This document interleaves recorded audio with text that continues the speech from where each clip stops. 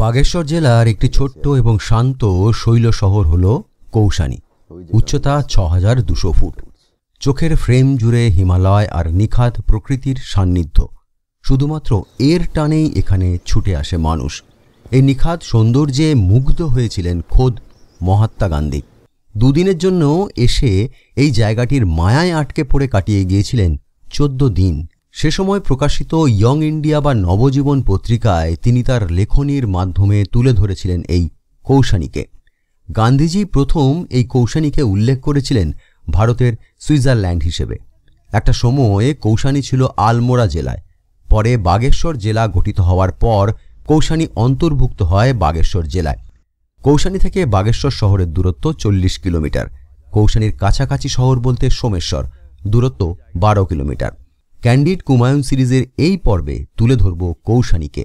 আগের পর্বে আপনাদের সামনে বিস্তারিতভাবে তুলে ধরেছিলাম দিল্লি থেকে কাঠগোদাম এবং কাঠগোদাম থেকে রানীক্ষেতের জার্নিকে।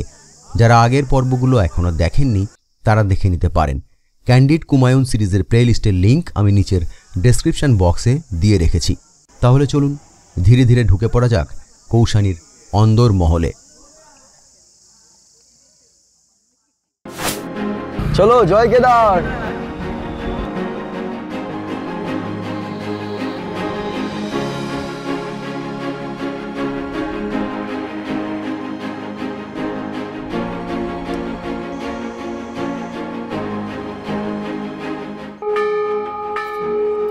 জয় ভোলেনাথ।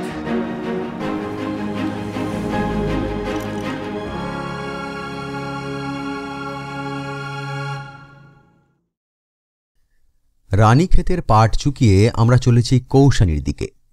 আর ৫৭ কিলোমিটার রাস্তা পেরোতে হবে আমাদের। যতক্ষণ আমরা কৌশানীতে গিয়ে পৌঁছাচ্ছি ততক্ষণ আপনাদের কুমায়ুন নিয়ে কিছু তথ্য দিয়ে রাখি।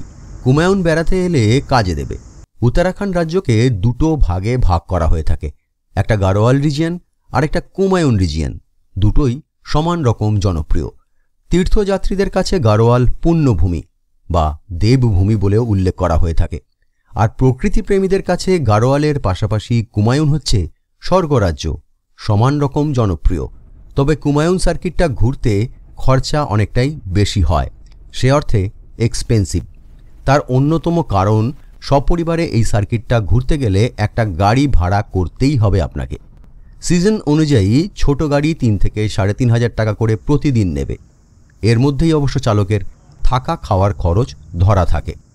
কুমায়ুনের শহরগুলোর মধ্যে পাবলিক ট্রান্সপোর্ট চলাচল করলেও বাসে চড়ে বা শেয়ার গাড়িতে গোটা কুমায়ুন ট্যুর করা সম্ভব নয়। তাই এই ট্যুরের বাজেটের একটা বড় অংশ জুড়ে থাকবে গাড়ি ভাড়া। কুমায়ুনের প্রতিটি জায়গায় থাকার জন্য নামি দামি এবং বাজেট সব ধরনের হোটেল এবং রিসর্ট পেয়ে যাবেন। তবে এই সার্কিটটায় হোটেলের খরচ গাড়োয়ালের তুলনায় বেশি। কুমায়ুনি থালি ও উত্তর ভারতীয় খাবার পেয়ে যাবেন সব জায়গায়। মোবাইল নেটওয়ার্ক এবং নেট সংযোগ কম বেশি সব জায়গায় পাওয়া যায়। ভালো হোটেলগুলোয় ওয়াইফাই পরিষেবা মেলে। চলুন আগে মানচিত্রটা ভালো করে বুঝে নিই। কুমায়ুনের একেবারে উত্তরে রয়েছে চীন অধিকৃত তিব্বত, আর পূর্বে রয়েছে নেপাল। কুমায়ুনের দক্ষিণে রয়েছে উত্তরপ্রদেশ, আর পশ্চিমে রয়েছে গাড়োয়াল রিজিয়ন। ম্যাপটা আগে ভালো করে বুঝে নিলে একটা জায়গা ঘুরতে সুবিধা হয়। এবার আপনাদের সুবিধা মতো আইটিনারি সাজিয়ে নিতে পারেন। আপনি চাইলে নৈনিতাল দিয়েও কুমায়ুন ট্যুর শুরু করতে পারেন, আলমোড়া দিয়েও পারেন, বিনসার দিয়েও শুরু করতে পারেন, আবার কৌশানী দিয়েও শুরু করতে পারেন। কেউ চাইলে লখনৌ হয়ে টনকপুর দিয়ে পিথোরাগড় পৌঁছেও এই কুমায়ুন ভ্রমণ শুরু করতে পারেন। পুরো ট্যুরটা একটা চতুর্ভুজ বা রেক্ট্যাঙ্গুলার আকৃতির জায়গার মধ্যে ঘোরাফেরা করে। এক একটা জায়গা এক এক দিকে, তবে প্রচুর জায়গা আপনাকে কভার করতে হবে এই ট্যুরে। এই দেখুন, আপনাদের কুমায়ুন ট্যুরের ইনফো দিতে দিতেই বেলা গড়িয়ে গেল। বিকেলের নরম আলো গায়ে মেখে পৌঁছে গেলাম কৌশানী। দেখি আবার থাকার জায়গা জোটে কিনা। আগে ওটার ব্যবস্থা করে নিই, তারপর বাকি কথা হচ্ছে। সূর্য এখনো ডোবেনি, এসে পৌঁছে গেছি কৌশানী। কৌশানীর সব ছবি তুলে ধরবো আপনাদের সামনে। তবে একটু মন খারাপ, ওদিকে সানসেটটা অত ভালো পাবো না, কারণ ওদিকে যে পিকগুলো হিমালয়ের রেঞ্জগুলো দেখা যাচ্ছে না ফগের আড়ালে। এটা একটা দুঃসংবাদ। কৌশানীতে একটি ভালো থাকার জায়গায় উঠেছি, সেটা হচ্ছে ওই জেলা পঞ্চায়েত ভবন। যদিও এটা এখন লিজ দেওয়া আছে হোটেল কৌশানী রিজেন্সিকে। এই লোকেশনটা খুব ভালো লোকেশন, এখান থেকে একদম বারান্দায় দাঁড়িয়ে সানরাইজটা দেখা যায়। রুম ফুমগুলোও খুব ভালো। তো আমি এর আগে অনাসক্তি যোগ আশ্রমে থেকেছি, গান্ধী আশ্রম যেটাকে বলে। গান্ধী আশ্রমও আপনি নিয়ে যাব আমি, পাশেই গান্ধী আশ্রমের ঠিক একদম লাগোয়া এটা। তো এটা উঠেছে, একবার রুমটা একটু চট করে দেখে নিন। তবে রুমের ভাড়াটা আমার কাছ থেকে ডাবল বেড নিয়েছে 2250 টাকা, সেটা আগেই বলে দিলাম। হ্যাঁ, একটু কস্টলি, আসলে একটু রিমোট জায়গা তো, একটু ভালোভাবে থাকতে গেলে একটু বেশি পয়সা দিতে হবে। তবে একটু সস্তায় থাকতে গেলে অনাসক্তি যোগ আশ্রমে থাকতে পারেন। এই হোটেল কৌশানী রিজেন্সিকে এরা লিজ দিয়েছে, ডাকবাংলা কৌশানী। এই ক্যাম্পাস, এই রিসেপশনের অফিস, ফোন নাম্বার দেওয়া আছে এখানে।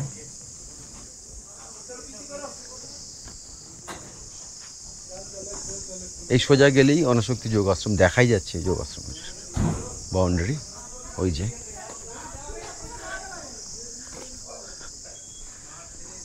এই হচ্ছে সিঁড়ি, চলুন একবারে টানাই নিয়ে যাই। দোতলায় উঠছি,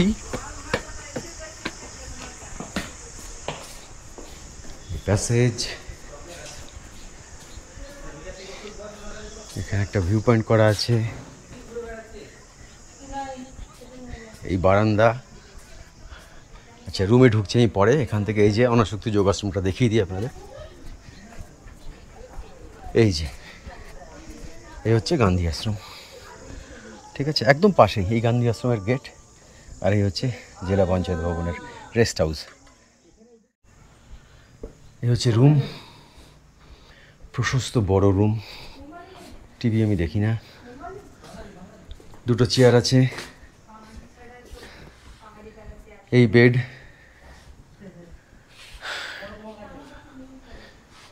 এখানে একটা লাগেজ রাখার জায়গা, আয়না, কাভার্ড, পাশেই টয়লেট, ওয়াশরুম, প্রশস্ত ফুটবল খেলা যাবে, কোমোড আছে, গিজার আছে, পরিষ্কার পরিচ্ছন্ন, আয়নাও আছে। আর এই হচ্ছে বেড, ঠিক আছে। এই হচ্ছে ঘরের ছবি। ঘরের ছবি বেশি দেখিয়ে আর লাভ নেই, জাস্ট দেখানোর জন্য আমি দেখালাম। আমি আবার বলছি, এটা 2250 টাকা নিয়েছে। এখন যদিও একটু পিক সিজন, এই সময় প্রচুর টুরিস্ট আসছে, বুকিং করে আসতে হয়। যাই হোক, আমি অবশ্য স্পট বুকিং করেছি, মানে আমি বুকিং করে আসিনি। রুম খালি ছিল, ঢুকেছি, পেয়ে গেছি। আর এই হচ্ছে সামনে বারান্দা, লম্বা টানা বারান্দা রয়েছে। আর এই জায়গাটা পুরো পিকটা দেখা যায় এখান থেকে, ত্রিশূল, নন্দাদেবী, নন্দাগুন্টি রেঞ্জটা, মৃগথুনি। কিন্তু সেটা এখন দেখা যাচ্ছে না, হয়তো কালকেও পাবো না দেখা, কারণ ওয়েদার ফোরকাস্ট বলছে যে ফগ থাকবে। অ্যাকচুয়ালি সবাই আসে হচ্ছে এই যে গান্ধী আশ্রম, ওইখান থেকে দাঁড়িয়ে দেখে সবাই। গোটা কৌশানীতে যত টুরিস্ট আছে প্রায় সবাই এসে সকালে আর বিকালে এখানটা ভিড় জমায়, এখান থেকে সানরাইজ আর সানসেট দেখার জন্য। সানসেটটা পেছন দিকে হয়, সানরাইজটা এদিক থেকে হয়, মানে ওদিক থেকে হয়। এখান থেকে পুরো পিকগুলো দেখা যায়। যাই হোক, এই হচ্ছে আপাতত রুম ট্যুর এবং লোকেশন ট্যুর। বাগেশ্বর জেলার এই ছোট্ট শৈল শহরটি 6200 ফুট উচ্চতায় অবস্থিত। একটা সময় এখানে রাজত্ব করত কাত্তুরি রাজবংশের রাজারা, পরে চাঁদ বংশের রাজারা রাজত্ব করে। তখন সে সময় নাম ছিল ভালনা। যদিও এই জায়গাটি পরে পরিচিতি পায় জাতির জনক মহাত্মা গান্ধীর হাত ধরে। আরেকজনের অবদান বা আরেকজনের নাম এক্ষেত্রে না নিলে সেটা অন্যায় হবে। সেটা হচ্ছে যে এখানকার ভূমিপুত্র এবং হিন্দি সাহিত্যের কবি সুমিত্রা নন্দন পন্তের কথা। এদের হাত ধরেই কৌশানী পরিচিতি পায়, এবং বিশেষ করে মহাত্মা গান্ধী এখানে আসার পর এই জায়গাটিকে সুইজারল্যান্ড অফ ইন্ডিয়া আখ্যা দেওয়ার পর থেকে এখানে আস্তে আস্তে জনসমাগম হতে শুরু করে এবং পর্যটকরাও আসতে শুরু করেন।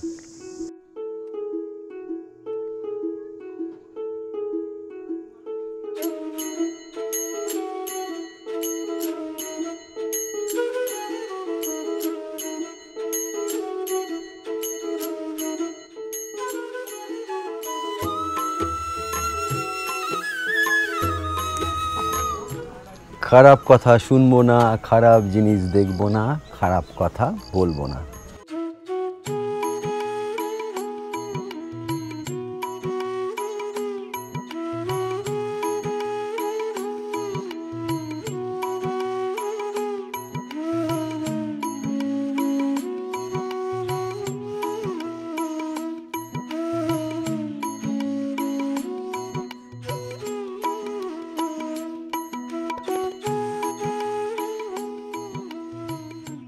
সালটা 1929, 6 এপ্রিল থেকে 21শে মে, টানা প্রায় 1.5 মাসের উপর গান্ধীজি অন্ধ্রপ্রদেশে কাটান। এবং অন্ধ্রপ্রদেশে কাটানোর ফলে ওনার দীর্ঘদিন অন্ধ্রপ্রদেশে কাটানোর ফলে শরীর খারাপ হয়, শরীর মানে একটু ভেঙে পড়ে। তখন জওহরলাল নেহরু পরামর্শ দেন গান্ধীজিকে যে তিনি যেন এই হিল স্টেশন অর্থাৎ কৌশানিতে এসে তার মানে স্বাস্থ্য পুনরুদ্ধারের জন্য ছুটি কাটান। তারপরে আরও কিছুটা দীর্ঘ অধ্যায় আছে। শেষ পর্যন্ত 19শে জুন 1929 সালে গান্ধীজি এই কৌশানিতে আসেন। কৌশানিতে আসেন মাত্র 2 দিনের জন্য, কিন্তু 2 দিনের জন্য এলেও এই জায়গাটির সৌন্দর্যে মুগ্ধ হয়ে যান গান্ধীজি এবং তিনি এই কৌশানিকে ভারতবর্ষের সুইজারল্যান্ড বলে আখ্যা দেন। এবং আশ্চর্য ব্যাপার, যে গান্ধীজি সে সময় প্রচণ্ড ব্যস্ত, স্বাধীনতা আন্দোলনের মুভমেন্ট চলছে, সেই সময়ে গান্ধীজি এখানে 2 দিনের জন্য এসে থেকে যান প্রায় 14 দিন, মানে 2 সপ্তাহ। এবং সে সময় গান্ধীজির ইয়ং ইন্ডিয়া বা নবজীবন পত্রিকায় এই কৌশানিকে নিয়ে বেশ কিছু আর্টিকেলও লিখেছিলেন। তারপরে ধীরে ধীরে কৌশানি জনপ্রিয়তা পায় এবং গান্ধীজির হাত ধরেই এই জায়গায় আস্তে আস্তে ট্যুরিস্ট আসতে শুরু করে, কারণ তার আগে এই কৌশানির এত পরিচিতি ছিল না। তো গান্ধীজি এখানে কাটানোর ফলে এটার একটা বিষয় তো আছেই যে এই জায়গাটি সৌন্দর্য এমন অপরূপ যে এখান থেকে পুরো হিমালয়টা দেখা যায়, যদিও এখন সেটা দেখা যাচ্ছে না। তো তারপর থেকে আস্তে আস্তে জনপ্রিয়তা পায় এবং ট্যুরিস্ট আসতে শুরু করে কৌশানির রূপে, গুণে এবং তার প্রাকৃতিক সৌন্দর্যে মানুষের মন জয় করে নেয়।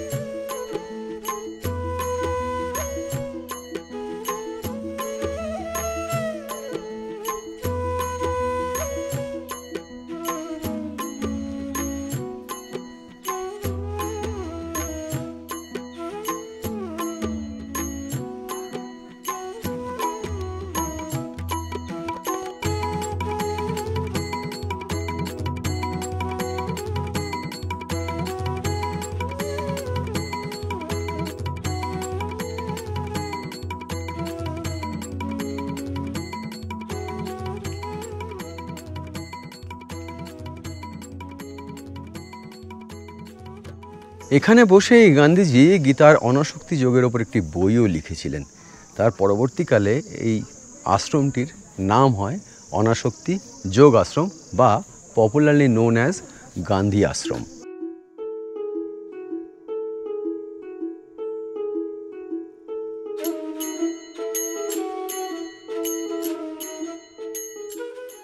को जो इंतज़ाम है जी, वो क्या क्या है, मतलब कोई आएगा तो? रहने का इंतजाम तो भैया आज नहीं हो पाएगा। नहीं, क्या रेट चल रहा है, मतलब? डबल बेड का 851 रुपये है। डबल बेड 851 रुपया, 851। Triple bed? Triple bed 1000। 1000। अच्छा, वो पहले वाला ही ऐसा है? गीज़र तो नहीं है, बाहर से गर्म पानी लाना पड़ता है? बाहर से गर्म पानी। हाँ जी, मैं रह चुका हूँ इधर, इससे पहले आया था। तो आपको अब तो जानकारी नहीं जानकारी, लेकिन रेट को पता नहीं था ना, रेट तो अभी बढ़ चुका है शायद, हाँ, इसलिए रेट अब देखिए दिनों दिन महंगाई बढ़ती जा जी रही जी है। जी 100 बिल्कुल रुपए बिल्कुल टमाटर आ रहा है, बिल्कुल 170-80 रुपए में दाल आ इसीलिए रहा ये है। जांच करने के लिए आया मैंने, क्योंकि इन्फॉर्मेशन तो देना सही होगा ना, कि लोग जो आएंगे उनको पास तो सही इन्फॉर्मेशन होना चाहिए, बिल्कुल बिल्कुल इसलिए मैंने बिल्कुल। आपको पूछा। नहीं नहीं ठीक है, ठीक है। आपने पूछा तो बहुत अच्छा है। अभी देखिए, ये देखिए कॉटेज की रूम है जो है हाँ हाँ, ऊपर वाले, ये कॉटेज, हाँ ये वो वाला, जो है कि 2151 रुपये है। अच्छा 4 बेड का है, उसमें पानी सोलर ऊर्जा से ही पानी अच्छा गर्म अच्छा होता अच्छा है, और लेकिन पानी कमरे में अच्छा, उसमें क्या एक ही रूम है, एक ही कॉटेज, 2 का 2 कॉटेज है, टू कॉटेज अच्छा है। अच्छा अच्छा, हाँ 2151 2151। জি, বহুত শুক্রিয়া। এখানে মোট 18টা নর্মাল ক্যাটাগরির রুম রয়েছে। রুম রেন্ট তো ওনার মুখ দিয়ে বললাম, আপনারা শুনতে পেয়েছেন। আর দুটো কটেজ আছে এখানে, দুটো ভিআইপি কটেজ বলে, ওই দুটো 2151 টাকা দুটো কটেজের ভাড়া, মানে একটি একটি কটেজের ভাড়া। আর বাকি যারা এখানে আসতে চান, সেই অনাশক্তি যোগ আশ্রমের নাম্বার আমি ডেসক্রিপশন বক্সে দিয়ে দেবো। মোট 18টা রুম আছে। বেড চার্জ কি, ডাবল বেড চার্জ কি, সেটাও বলে দিয়েছেন উনি। তবে গিজার নেই, গরম জলের ব্যবস্থা আছে, বাইরে থেকে বালতি করে জল নিয়ে যেতে হয়। এই ইনফরমেশনটা দিয়ে রাখলাম যারা অনাশক্তি যোগ আশ্রম অর্থাৎ গান্ধী আশ্রমে থাকতে চান। কৌশানীতে বেসিক্যালি অ্যাসাজ দেখার তো কিছু নেই, একটি শৈল শহর এবং যা প্রাকৃতিক সৌন্দর্যে ভরপুর, এবং হিমালয়ের টানি এখানে সবাই ছুটে আসেন। তো হিমালয়ের পিকগুলো এখান থেকে পুরো দেখা যায়, বিশেষ করে ত্রিশূল খুব সুন্দর দেখা যায়, কিন্তু ব্যাড লাক দেখা যাচ্ছে না, ফলে দেখাতে পারছি না। আর কৌশানীর অন্যতম এবং মূল আকর্ষণ কিন্তু হচ্ছে এই অনাসক্তি যোগাশ্রম বা গান্ধী আশ্রম আর কি, মানে বেসিক্যালি গান্ধীজির স্মৃতিকে অক্ষুণ্ণ রাখতে, বা সেই কারণেই এই অনাসক্তি যোগাশ্রম বা গান্ধী আশ্রমের নামকরণ করা হয়েছে। তো এইটা দেখতেই সবাই আসে, এবং কৌশানীর যত ট্যুরিস্ট আসে তারা কিন্তু সকাল এবং বিকেলে এখানেই এসে ভিড় করে।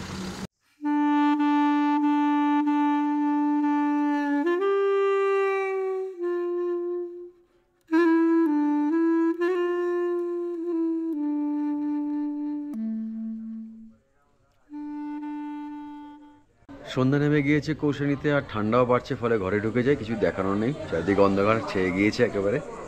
আর প্রচুর ট্যুরিস্টও এসছে দেখলাম, গান্ধী আশ্রমে তো কোনো রুমই খালি নেই আজকে। এখানেও দেখলাম পরপর রুমে ট্যুরিস্ট ঢুকছে। আমরা একটু আগে এসে গেছিলাম বলে মানে স্পট বুকিং পেয়ে গেছি, আমি বুকিং করে আসিনি। যাই হোক, কপালে ছিল, পেয়ে গেছি রুম, ফলে এবার ঘরে ঢুকে যাই। পাহাড়ে সন্ধ্যার অন্ধকার ঘনালে নির্জনতাকে উপভোগ করতে হয়। রাতের অন্ধকারেরও একটা ভাষা থাকে, সেটা বোঝার চেষ্টা করতে হয়। সেই জন্যই হিমালয়ের কাছে আসা। কিন্তু তাতে ঘোরতর আপত্তি এক শ্রেণীর বাঙালি পর্যটকের। তারা চায় উল্লাস, ফলে নিচের গ্রাউন্ডে শুরু হলো ক্যাম্প ফায়ার, আর তার সঙ্গে অ্যাম্প্লিফায়ার সাউন্ড সিস্টেমে চলল পার্টি সং। উদ্দাম নাচা গানার মাধ্যমেই কি মেলে ধরা যায় পাহাড়ে বেড়াতে আসার আনন্দকে? অবশ্য কিছুই করার নেই, এটাও তাদের গণতান্ত্রিক অধিকার। কৌশানী একটি শান্তশিষ্ট নিরিবিলি হিল স্টেশন, শৈল শহর। এখানে নির্জনতাকে সঙ্গী করে, প্রকৃতিকে সঙ্গী করেই কাটাতে ভালো লাগে। কিন্তু বাঙালি এখানেও সেই ধুম মাচাচ্ছে আর কি। নিচে ক্যাম্প ফায়ার হচ্ছে, বক্সে হিন্দি গান বাজছে। আমার যদিও এটা ভালো লাগেনি, এটা আমার ব্যক্তিগত অভিমত, আমি জানালাম। আবার আপনাদের কার কি মতামত সেটা নিচে জানাবেন। তবে আমার নিজের মতামত যে কৌশানী মতো এলাকা, এখানে একটু প্রকৃতির সঙ্গে নিরিবিলিতে থাকতেই ভাল লাগে। বক্স বাজিয়ে হিন্দি গান বাজছে লাউড স্বরে, আর ক্যাম্প ফায়ার হচ্ছে। আনন্দ নিশ্চয়ই করবেন, কেন করবেন না, আনন্দ তো। তবে আনন্দের বহিঃপ্রকাশটা যেন অন্যদের কষ্টের কারণ না হয়, এই আর কি। এটা একটু খেয়াল রাখলে ভালো হয়। ঠিক 9টায় ডিনার দিতে বলেছিলাম, 9টাতেই ডিনার দিয়ে গিয়েছে।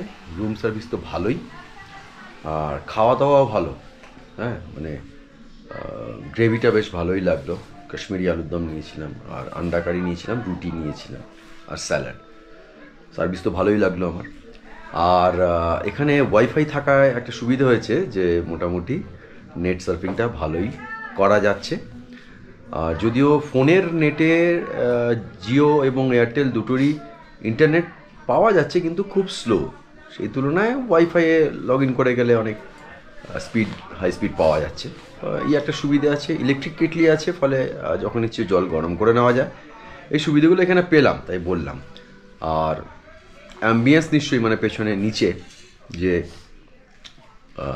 উল্লাস চলছে তার অডিও কিছু কিছু পাচ্ছেন, এখনও চলছে গান বাজনা, নাচ এবং ক্যাম্প ফায়ার। যাই হোক, সে আর বারবার একই প্রসঙ্গ তুলব না, যার যার নিজের রুচির ব্যাপার এটা।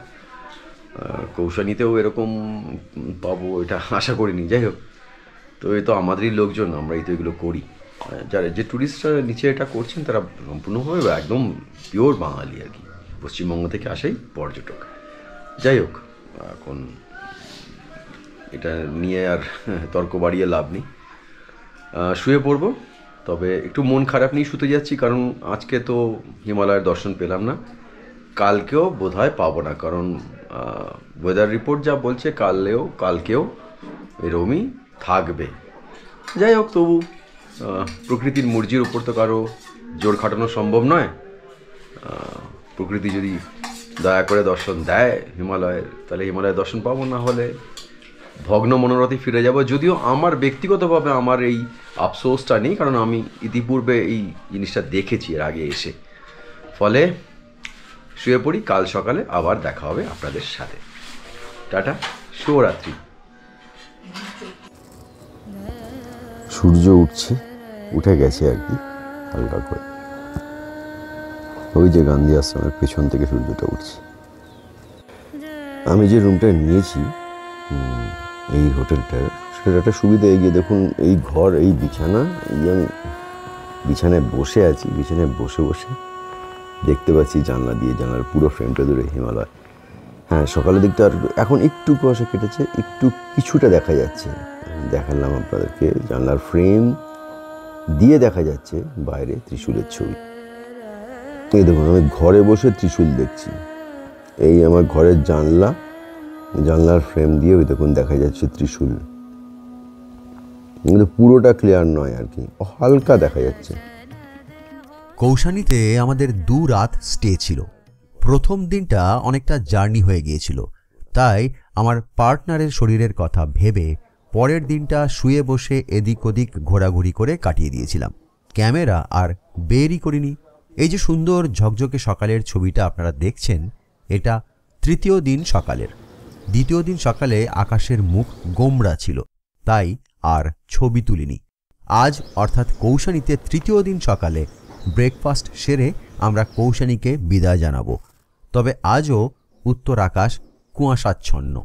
এর আগেরবার কিন্তু এই অক্টোবরে এসেই খুব ভালো হিমালয় দর্শন করেছিলাম, সেই ছবি একটু একটু আপনাদের সঙ্গে শেয়ার করছি। তবে আমরা কৌশানীতে দ্বিতীয় দিন ল্যাদ খেয়ে কাটিয়েছি বলে আপনারা কিন্তু তা করবেন না।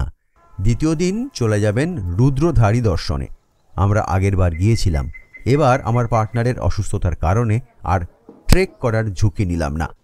কৌশানী থেকে 8 কিলোমিটার গিয়ে ওখানে গাড়ি থেকে নেমে 2 কিলোমিটার জঙ্গল ট্রেল করে পৌঁছাতে হয় রুদ্রধারী শিব মন্দিরে। মন্দিরের পাশেই একটা দুর্দান্ত ঝর্ণা আছে, লোকাল গাইড পাওয়া যায়, তবে কম্পালসারি নয়। ইজি ট্রেক, শারীরিকভাবে সুস্থ মানুষেরা যেতে পারবেন। এই ছোট্ট ট্রেক রুটটা খুব সুন্দর, আরণ্যক পরিবেশে হাঁটতে দারুণ লাগবে। লোকগাথা অনুযায়ী কৌশিক মুনি এখানে শিবের আরাধনায় 1000 বছর তপস্যা করেছিলেন। সেই তপস্যায় সন্তুষ্ট হয়ে স্বয়ং মহাদেব এখানে প্রকট হয়েছিলেন, এবং সেই কৌশিক মুনির নাম থেকেই এই জায়গার নাম হয় কৌশানী।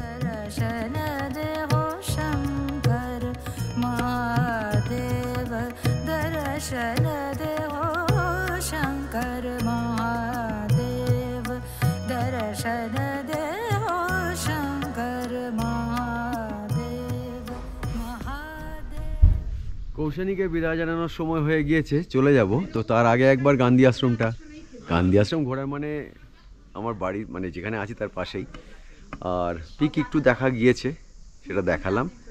এবার গান্ধী আশ্রমে একটু ক্যামেরা ঘুরিয়ে বিদায় নেব কৌশানী থেকে।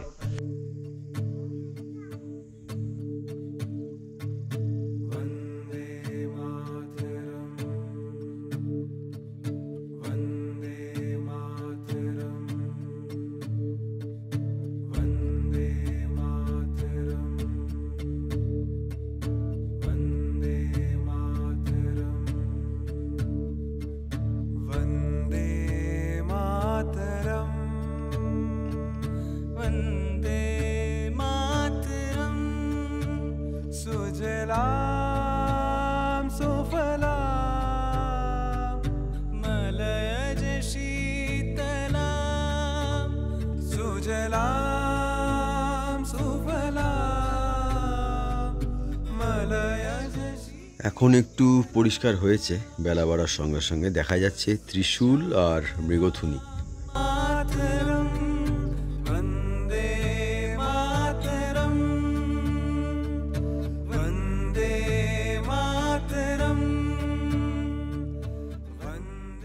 আমি এই মুহূর্তে দাঁড়িয়ে রয়েছি কৌশানী বাজারে, কৌশানী মার্কেট যেটা আর কি। এখানেও হোটেল টোটেল রয়েছে, কেউ চাইলে এখানেও থাকতে পারেন।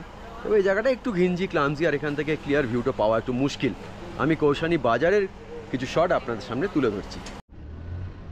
এই ছোট্ট একটুখানি বাজার, মানে বাজার হাঁটার মতো জায়গা নেই, ছোট্ট একটা রাউন্ড জায়গার মধ্যেই বাজার। এই কিছু দোকানপাট, নিত্য প্রয়োজনীয় জিনিসপত্রের দোকানপাট, আর ওই দিকে গেলেই বাজার শেষ।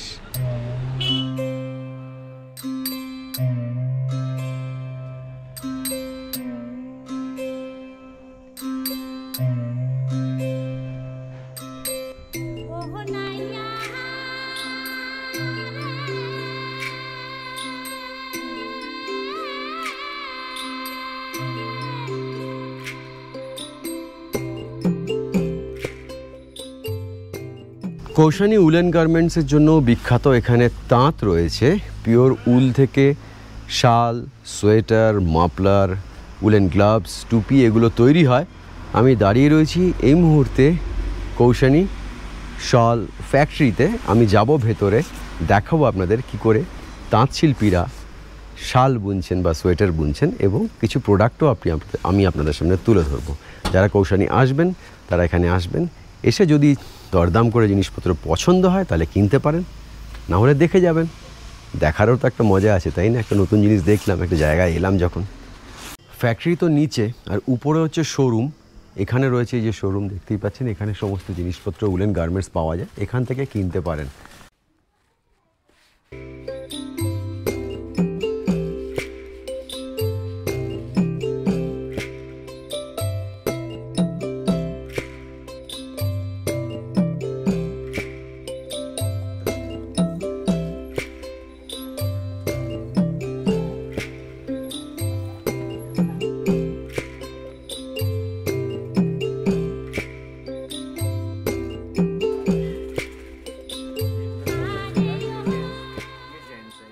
अच्छा, एक बात बताइए, शॉल जो है वो कितने दाम से शुरू हुआ है, कितना तक गया है? 550-600 से शुरू है। 550 या 600 से शुरू है। हाँ। इसके ऊपर कितना तक गया है? इससे ऊपर को तो 10,000-15,000। अच्छा, ऊल का क्वालिटी जितना होगा वैसे उसका प्राइस होगा उसका। हाँ, है ना? हाँ। और स्वेटर का भी ऐसी है, 850 से स्टार्टिंग है। 850 से स्टार्टिंग है, वो भी प्योर ऊल ही है। प्योर ऊल जी। ये लॉन्ग कार्डिगन, लॉन्ग का मीडियम लेंथ, अच्छा फुल लेंथ में ये होते हैं। ये भी प्योर ऊल का है? हाँ जी। इसका कीमत कितना है? ये 1150 है, 10% डिस्काउंट 1035 का है। अच्छा अच्छा।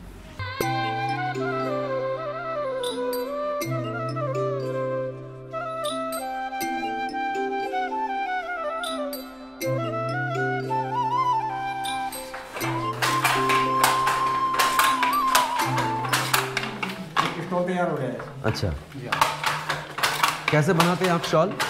ये डिजाइन जो है ना, ये पैरों के हिसाब से बनता है। जितने भी डिजाइन होता है, नीचे पैटर्न होते हैं ना हमारे, हाँ हाँ हाँ। उन्हीं के हिसाब से बनाते हैं। नहीं, ये क्या है, रेशम है? ये ऊल है। ऊल है? हाँ। अच्छा।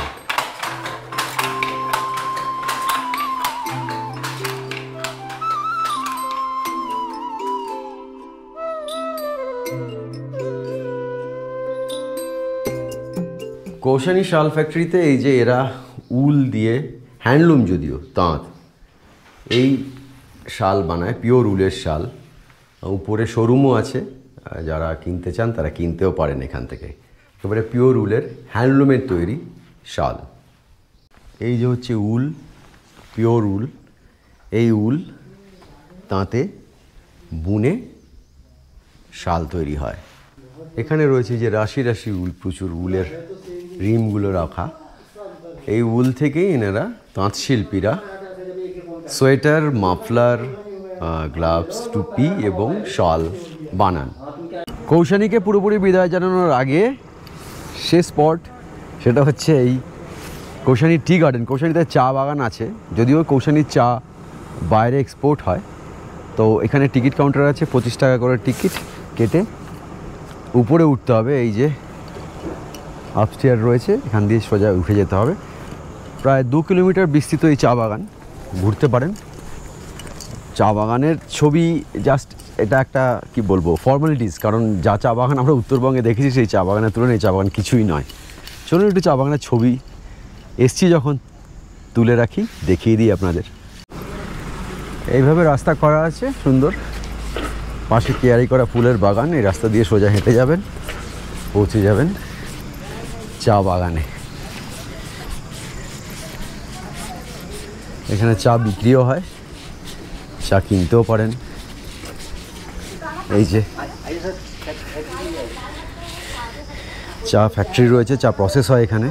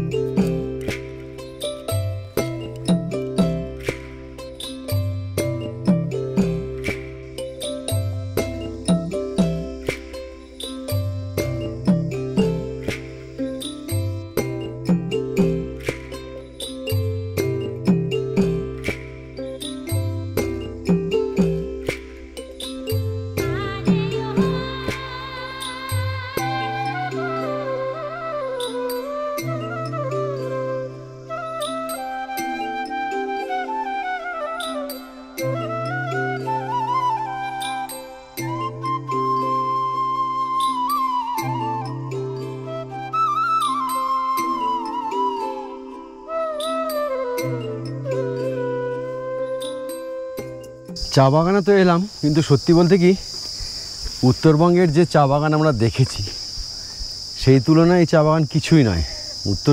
উত্তরবঙ্গের চা বাগানের বিস্তৃতি, তার ঢাল, তার আকৃতি অনেক বেশি আকর্ষণীয়। যাই হোক, আমি তুলনা টানছি না, যেখানেরটা যেমন হয় আর কি। তো কৌশানীরও চা কিন্তু যথেষ্ট বিখ্যাত। চা বাগানটা একটু ঘুরে গেলাম। একেবারে টি ফ্যাক্টরিতে ঢুকে গেছিলেন, যেখানে চা পাতা প্রসেস হয়।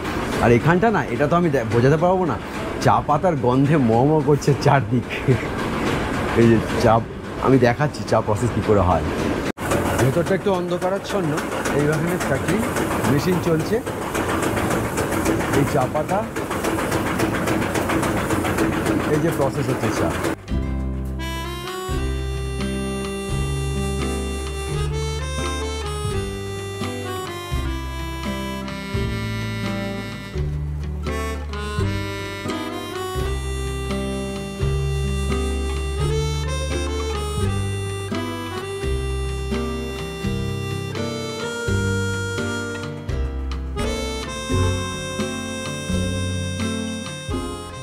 তাহলে কৌশানীর এই চা বাগান দিয়েই কৌশানীর পর্বের ইতি টানছি। এরপরে চলে যাব অন্য একটি গন্তব্যে। আশা করি কৌশানীর পর্বটি আপনারা এনজয় করেছেন। যতটুকু পেরেছি কৌশানীকে পুরোটা কভার করার চেষ্টা করেছি। হিমালয়ের পর্বটুকু বাদ দিয়ে আমি স্পষ্ট দেখাতে পারিনি, তার কারণ সেটা আমার দোষ নয়, পুরোটাই প্রকৃতির মর্জির ওপর নির্ভর করে থাকে সব কিছু। যাই হোক, পরের পর্বে আবার দেখা হচ্ছে। See you in the next one. Till then, goodbye, take care, tata. এই পর্বটি কেমন লাগলো তা জানাতে ভুলবেন না।